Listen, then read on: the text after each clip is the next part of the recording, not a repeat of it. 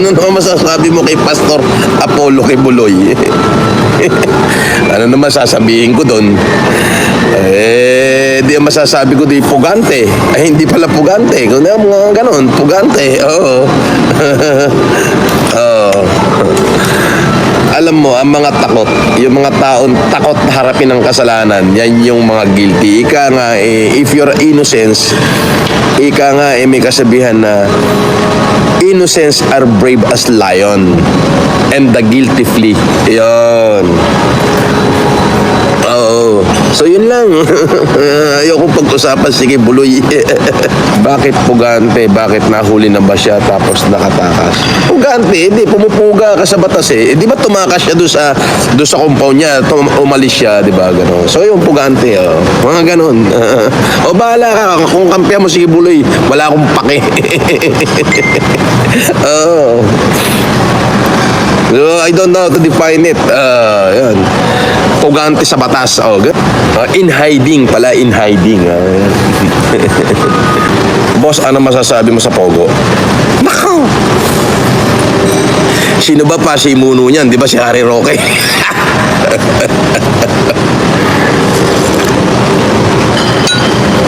Alam mo, ano masasabi ko sa Pogo? Bawat pangulo, bawat gobyerno, may kanya-kanyang pananaw yan. Okay? May kanya-kanyang pananaw. Depende kasi kung saan gagamitin.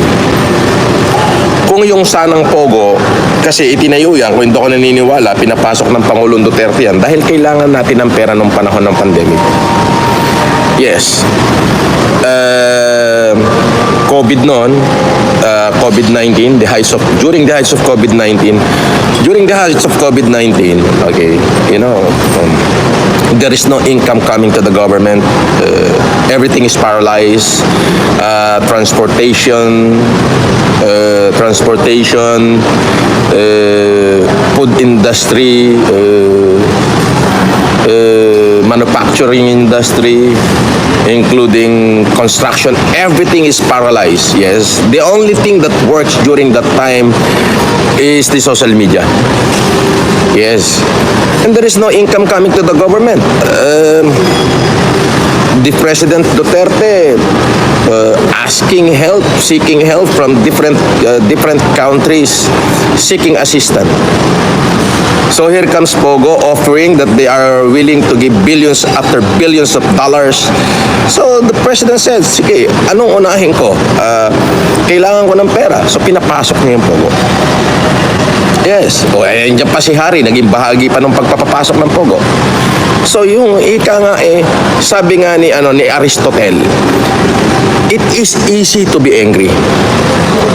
But to be angry with the right people, in the right purpose, in the right degree, that is not easy. Di ba? So madaling magalit. Pwede ako magalit ngayon dahil ang Pogo nandito sa atin. Pero bakit siya pumasok? Paano ka magagalit doon sa right na tao, na right people with the right purpose and the right degree? That is not easy. So para sa akin, pagbasihan natin. Now, kung yung Pogo, ginamit sana ng mga nagtayo ng Pogo, kung ano lamang yung purpose ng Pogo, sa tingin ko, hindi yun masama. Kaso ginamit nila sa extortion, ginamit nila sa illegal na na aktibidad, ginamit nila sa mga kung ano-ano, di ba? Ginamit nila sa kidnapping. So, hindi maganda. Pero merong ibang mga Pogo branches na ang ginagawa lang nila kung ano talaga yung naka-indicate sa Pogo. Diba? Sa akin, ito opinion ko lang kasi bago ako magsalita, bago ako mag-conclude, bago ako tumulong or bago ako humindi or bago ako gumalaw, pinag-aaralan ko tama ba yung tutulungan ko. Katulad ng pandemic. Pinamilian ko, asawa ko ba o yung taong bayan? Pinili ko yung taong bayan. Sabi ko, pagka tumulong ako, mawawala yung asawa ko. Pagka hindi ako tumulong, yung asawa ko nasa akin, maraming taong magugutom. So, pinili ko yung tao. So, ganito rin yun. Sabi nga ni Aristotle, to be angry is so easy. But to be angry with the right people, with the right purpose, at the right time, in the right degree, that is not easy. Si Aristotle may sabi nga. So kung yung Pogo ay ginamit talaga kung ano lamang yung trabaho ng isang Pogo, let's say ano ba trabaho ng Pogo, ay di yung mag-invite ng mga foreign player ng casino. Kung ginawa nila kung ano lang yung purpose na nasa papel nila, ay wala akong nakikita problema. And in fact, it really gives billions to the government, billions of taxes. Which is tama naman na pinapasok ng Pangulong Duterte dahil kailangan ng pera ng gobyerno ng mga panahon na yun, panahon niya. Wala tayo, there is no income coming to the government. Puta ako nga, sarili kong pera, inubos ko na para makapagbigay lang ng ayuda sa ating mga mamamayan kahit kalabasa at bigas. Yes. Now, umabuso yung Pogo. Ginamit nila yung Pogo sa hindi maganda, katulad nung may kidnapping daw. Kasi I didn't witness myself. But according to those senators, may kidnapping, may extortion, may robbery, meron ng invaders, hindi maganda. So baka nagamit lang yung word na Pogo, ginagamit nila as fortress ng mga illegal activity.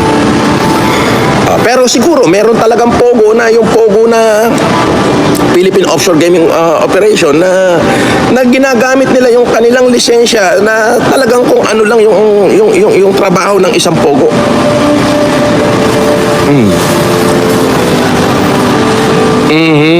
So yun ho yung sinasabi ko. And then, ang sa akin na lang dyan, kung ano man yung maging desisyon ng gobyerno with regards to Pogo, edi bahala sila. Let them do it. Wala ho akong participation dyan.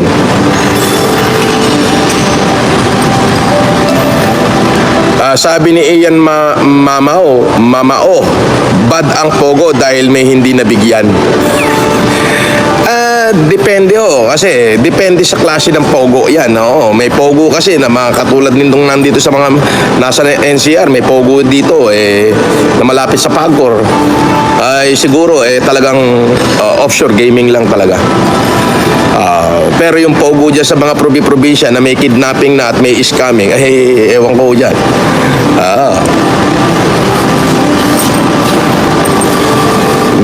Ayun yun. Oo nga sir, si Sir Duterte mismo ang pumayag noon na sinabi na Pogo is good, siguro nabigyan. Ayokong magbigay ng ganyang klaseng conclusion, no? Kasi ganito kasimple yan maaaring hindi rin alam nung dating Pangulo na merong ganyang klaseng kidnapping ang Pogo. Kasi meron naman Pogo dito sa malapit na talagang ang trabaho lang nila is may Pogo nga sa loob mismo ng casino na mag-i-invite ng player sa ibang bansa para play to them. Offshore nga Yes. In your opinion, sir, dapat nabuwagin ang Pogo o hindi? Hayaan nyo, bigyan nyo ako ng ilang araw, pag-aaralan ko, mabuti. Bago ako magbigay ng opinion dyan. Hindi ho, basta mema lang ako. Kailangan pag-aralan ko muna ho. Ibig sabihin, kasi gusto ko, pag may sinabi ko, didepensahan ko yung sinabi ko kahit ano mangyari. I am very, very responsible for what I say. But I am not responsible for what you understand.